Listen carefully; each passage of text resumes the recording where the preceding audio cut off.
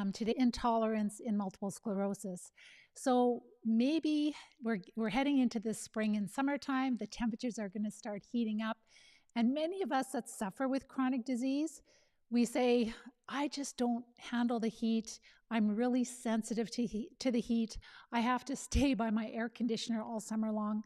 And so, if that is you, you're going to be really excited to know that there is a cause. There's a reason why we are sensitive to heat, and it really is stemming from the infections, the parasites that we're dealing with when we have chronic disease. So this is not just for multiple sclerosis, but it's also for other chronic diseases. And so if we haven't met, my name is Pam Bartha, and I'm the author of Become a Wellness Champion and the founder of Live Disease Free. I was diagnosed with multiple sclerosis over 35 years ago, and by the grace of God, and a lot of work on my part, I learned early on that the disease I was dealing with was caused by infections in the body, parasitic infections. And so over the years, I've learned more and more about the types of infections that are involved. I have a science degree. We've coached hundreds of students all over the world, many that have recovered from multiple sclerosis and other chronic diseases, incurable chronic diseases, by treating the cause, by treating the parasite. So one of the symptoms that's really common when we have chronic disease is that we're dealing with heat sensitivity. We just don't handle the heat. And the summertime is such a wonderful time of the year. You want to be outside, you want to be at the beach, you want to be out with your family and your friends, all your loved ones. But many of us suffer so much, it makes our symptoms so much stronger that we just want to hide inside of our house or apartment with our air conditioner on so that we can cope, so that we can get by. And I want to give you hope, because there really is hope. We've had lots of students recover once you treat the parasites, and then you can actually get back to not just tolerating heat, but doing all kinds of things, whether it's sports, activity, working, just living your life. So we know in science, they know that infection by parasites can impair. Okay, let me backtrack for a minute. So when you're talking about parasites, there are parasites, and those are any type of microbes that can cause disease in humans. All right, so it's not just worms. It could be bacteria, fungi, etc. And we are the host. So the parasites like to live inside of us, and it's like we're the host taking care of them. And we don't really want them, but that's just the way that it is. So we're dealing with parasites that live in the host, and we are the host. And research, science, they know that infection by parasites can impair a host's ability to cope with heat. And host performance, so like how we're functioning, is reduced during heat by the parasites. So in this video, I'd like to share with you how when we treat the parasites, the wellness champions are recovering, our experience. So before we go into our experience, I also wanted to share with you that it's really common with people that have multiple sclerosis. At least 80% of people that suffer from multiple sclerosis are sensitive to heat. And so the summertime can be really difficult. And I love the summer, and most of us love the summer, but if you can't handle the heat, it's not great. So when you look at our standard of care, the way that we treat multiple sclerosis, they say that basically, well, there's damage to the nerves, and so there's a decrease in the electrical signals when we are overheated.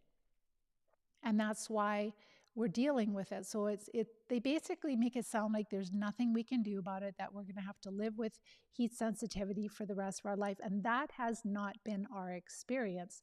Our experience is that when you treat the parasites, you go back to a time in your life when you actually felt really good, and you could play sports, and you can be active, and you can be on the beach. Like, obviously, any of us will, after a while, we can't handle the heat. If it's really, really hot and you're at the beach and you're just laying in the sun, that's not a good thing for anybody, but you can actually tolerate it. You can actually tolerate being outside and getting the sun and not having to hide in the house and not having to have your house turned down or taking cold showers to just be able to manage the heat. And if we don't treat the parasites, this heat intolerance can get worse over time. it's important to know that heat intolerance is not just an MS thing. It's not just something that we deal with if we have multiple sclerosis. There's many other conditions and diseases where people are sensitive to heat. Some of them would include Graves' disease, obesity, heart disease, mental illness, diabetes, high blood pressure, and just our ability to perform athletically. We lose our ability. And then also I wanted to just share for a moment or two about perimenopause, because a lot of time when women are going through menopause or perimenopause, they're like, oh, I have these day sweats and night sweats and I'm heat sensitive and I just can't tolerate the heat. And they think it's their hormones. But what we have found in our students is that we know that at certain times of the month and with certain hormones, when we have elevated amounts of certain hormones in our body, it changes our biochemistry and it makes these parasites more active. So with certain hormones, we may have like a higher blood sugar level. We also may have a more suppressed inflammatory immune response, so the parasites can be more active then. So when we treat the parasites, all of those hormonal menopause or perimenopause symptoms, they just go away. And then my students are like, oh, I guess it wasn't my hormones. I guess it was just infections, and they don't get the day sweats and night sweats, etc. So they tolerate the heat much better. It's not the hormones that are the issue. Obviously, we want to make sure we're getting enough nutrition, but it's so critical that we treat the cause, we treat the parasites.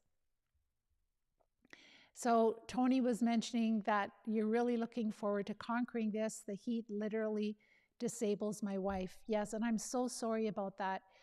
And what I'm sharing with you is not like we don't have it all figured out, just because they're really not researching how parasites cause heat sensitivity. They just know that it does. And I'll talk a little bit about what we do know in the science. And what really frustrates me is they're focusing it all on global warming, etc. And it's just like, anyhow, we won't even cover that topic today.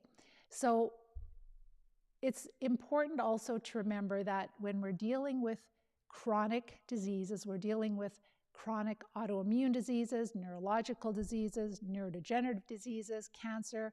They're all infectious diseases. There's always parasites involved. They're the really good hero doctors that I follow. They're like, you can't have autoimmune disease or chronic disease if there's no parasites present. So they're always infectious diseases. If you have a high level of heavy metals, that could cause different awful symptoms too. But for most people, it's infection that's causing these symptoms as like heat sensitivity. So with chronic disease, they are infectious diseases, parasites are involved, and there's always inflammation. And inflammation is the war between your immune system fighting these parasites. So just keep that in mind. And parasites, this is in science, they know that parasites can reduce the ability of the host to tolerate heat during high temperatures, when the temperatures are high. High temperatures in the host, they impact the virulence of the parasite in the host. Remember, we're the host, they're living in us. We don't want them in us, but that's how they talk in science. And so virulence, so if parasites become more virulent when our body gets hotter, that virulence means that the parasite is causing more harm. So it can actually increase the morbidity rate, mortality rate of people, depending on how infested we are, but also reduces reproductive output, which is experienced by the host, which is us. Increased temperatures will increase the metabolism of parasites. So like they're taking carbohydrates, sugars from us, and they're using that for energy. So that will increase their metabolism. It increases their feeding, and it often increases their replication or reproduction inside of us, which is going to cause a lot of damage to us. And some of the heat sensitive, like if you have heat sensitivity, let me know if you do have it. And then also let me know which symptoms get worse when you have when it gets hot outside. So some of the symptoms, common symptoms, would include headaches, the heart rate moving a lot quicker, increased heart rate, nausea, vomiting, dizziness, confusion, intense fatigue, sweating more than normal or not at all. Like back in the day, like I didn't sweat at all, which was weird. So some of us will sweat more and some of us will sweat less. And just general weakness, muscle cramps, change in mood. It is important to note that some medications can make matters worse, and those would include amphetamines, so other stimulants, caffeine, alcohol, antibiotics, diabetic drugs, antidepressants, blood pressure medications, antipsychotic medications, allergy medications, pain relievers, and overactive bladder medications. So these medications are not just going to cause the heat sensitivity, but I believe that they can make them worse. They've been shown to make the symptoms of heat sensitivity worse. And then also illegal drugs, so opioids, cocaine, and methamphetamines. And obviously our age can also really be involved with heat intolerance. So if we're over 65 years old, usually people are quite out of balance by that time in their life. They've been exposed to parasites all their life. And if you're in any developed country, and even in other countries, I was just speaking to a lady in South Africa today, and it's just pretty much the same everywhere. I thought maybe in Africa they would, be more open to treating parasites. Maybe they do look in certain areas, but it's really sad that we have ignored. It's a lost skill. Like our doctors, our healthcare professionals, even the integrative ones, they have very limited experience and very poor tests to identify which types of parasites we're dealing with.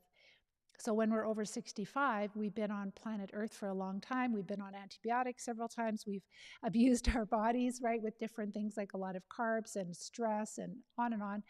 And so we are going to be more out of balance than somebody who's, let's say, a year or two old, just new into this world. And so when we have more different types of low-grade parasite infections, that definitely can cause us to have more heat-related issues. As far as diagnosing heat sensitivity, if you have multiple sclerosis or you have another chronic disease, your doctor will just say, oh, well, that's just part of the disease. Like that's just something that, when you have MS, 80% of people are going to be sensitive to heat. They're not going to be very helpful. I don't think there's really a lot of drugs that you can use that will help with that, other than I've seen or I've heard of these ice packs that people can wear, like a vest that keeps them cool, just staying in an air-conditioned area. But that really limits our life, doesn't it? So what really works well is the Live Disease-Free plan. And I'll just share some of our experiences with the Live Disease-Free plan. It's incredibly profound. And I can say that we can never promise full recovery, but what we can say is that the sooner you treat the parasites effectively, the easier it is to recover and the more recovery you will have. And there's always more recovery possible than we ever thought possible. So we thought that, when you're in a wheelchair or you have drop foot or you're using a cane or a walker, that's all permanent damage. And we're finding that that is not the case.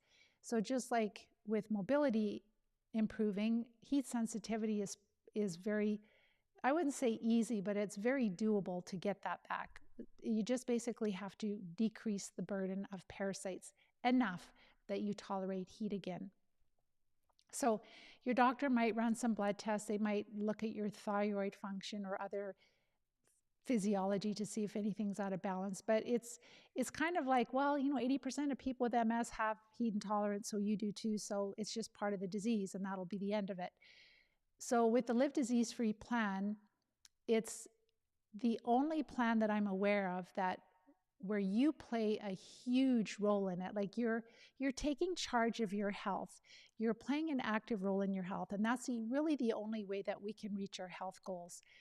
And so we can do most of the work ourselves. And that really equates to saving a lot of money.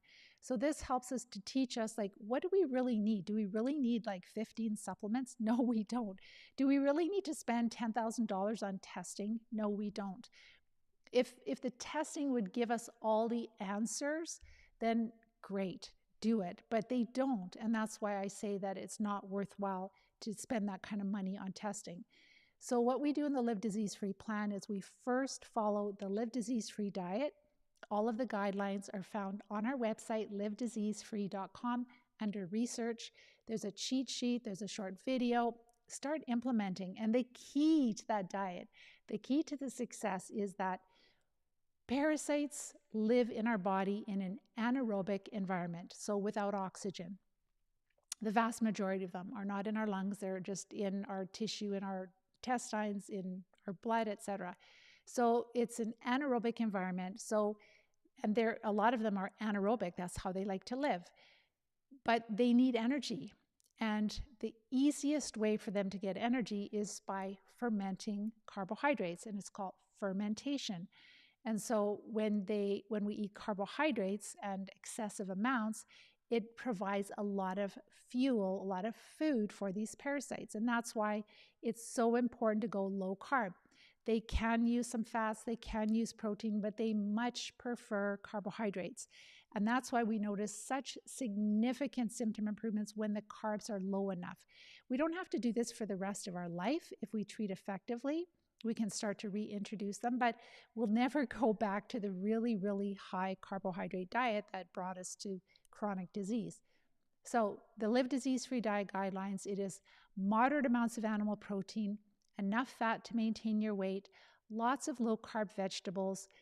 We're working up to 9 to 13 servings of low-carb vegetables. And if you don't want to lose weight, you don't worry about having at least 4 tablespoons or more of fat with a meal. And if you are worried about losing weight, then it's really important that you have enough calories. And so as we decrease the calories from carbohydrates, we increase the calories from healthy fats because the parasites don't like the fat as much.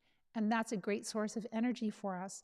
So then as we are following this diet, within 1 to 2 weeks, you should notice that your bladder function improves tremendously.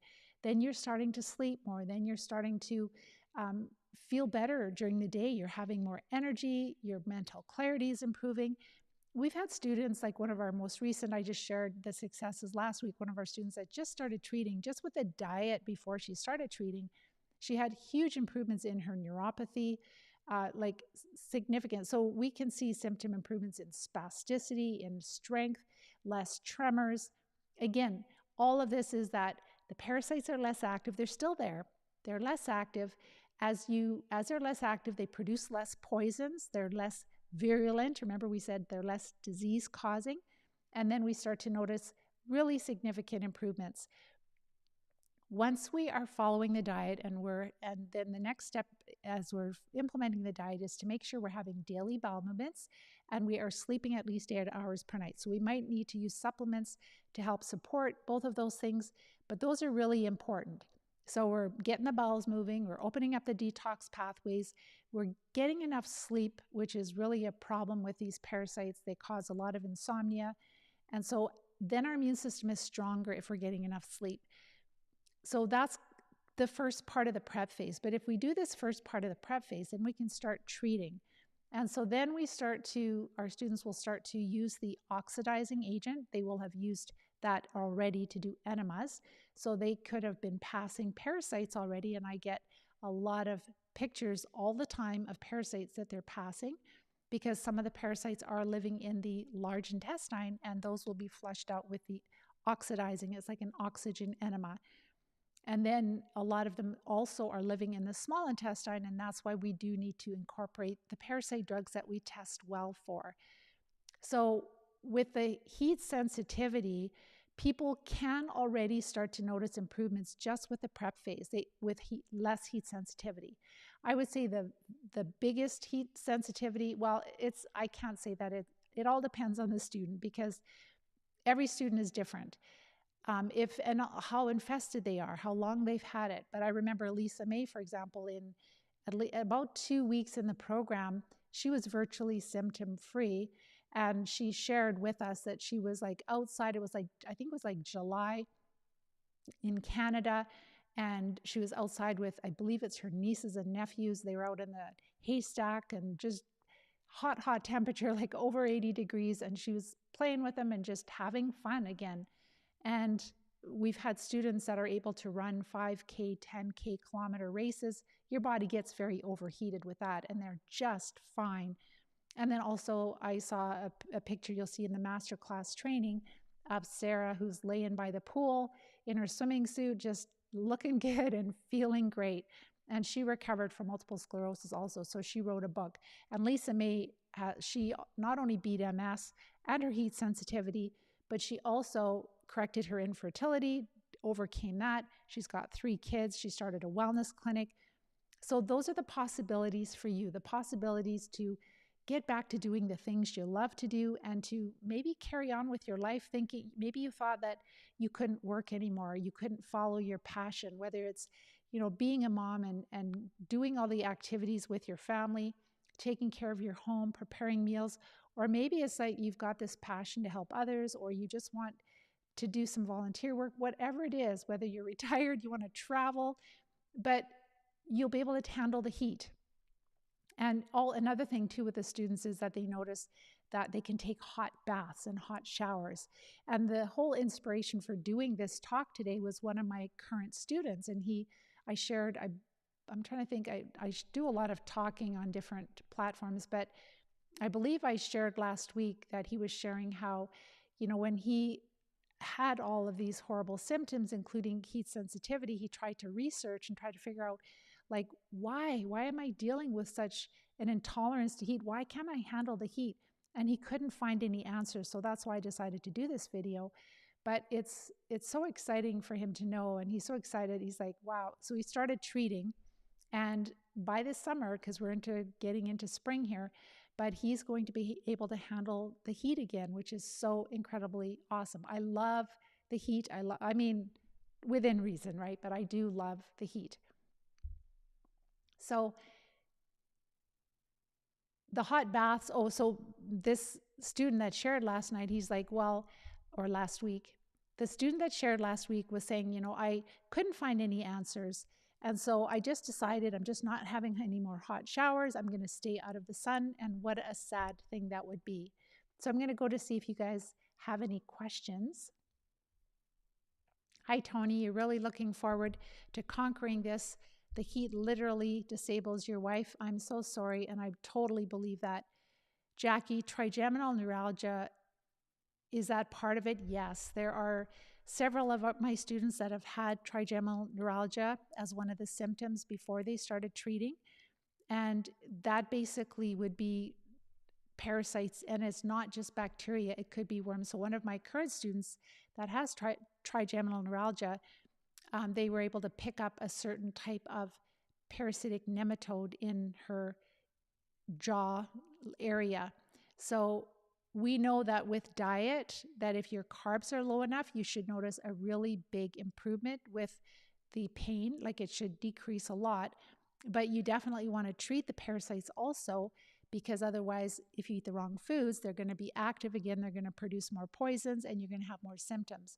So trigeminal neuralgia is something you can totally recover from, but it does require treating these parasites. It's caused by parasites, by infection. Tamara, thank you for sharing. Jennifer, you get massively weaker when it's warm. I totally believe that, Jennifer. I hope that you definitely check out this program, because this is your answer, and see with even just starting with a diet, see how that helps you.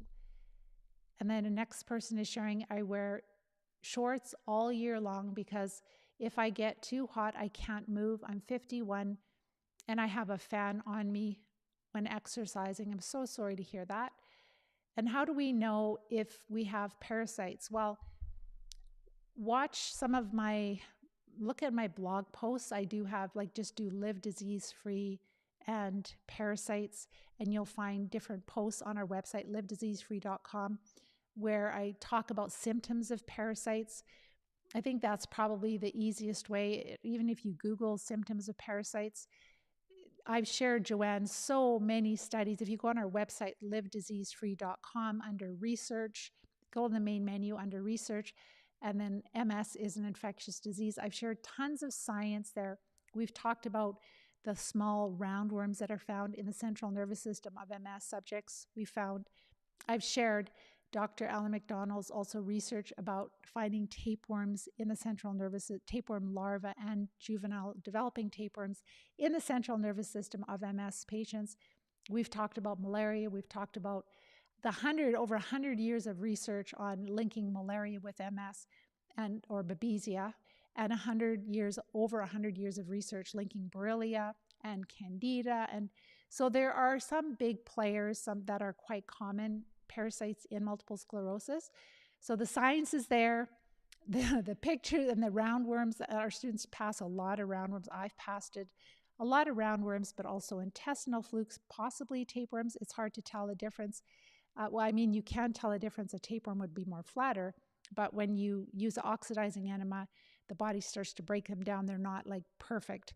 So, but big ones, like our students will pass 2 feet long parasites and they notice a big difference. And I would say this, the bigger the parasites, the more they would cause heat sensitivity, definitely.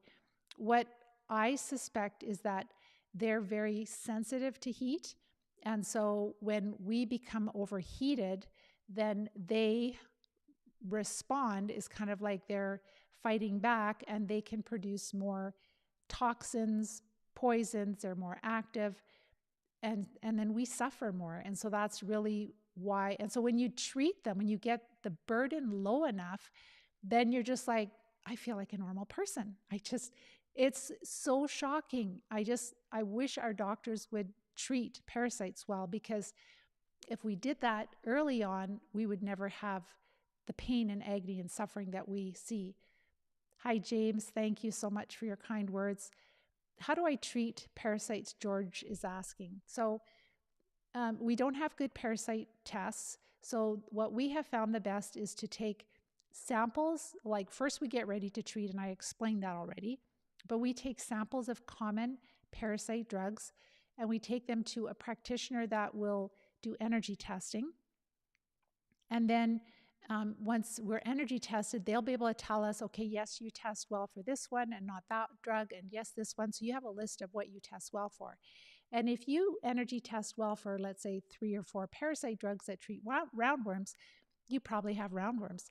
If you test well for a couple, 3 parasite drugs that treat tapeworms, you probably have tapeworms. So it's that simple. And so then usually our students that have chronic disease, they test well for 3 to 5 parasite drugs at a time.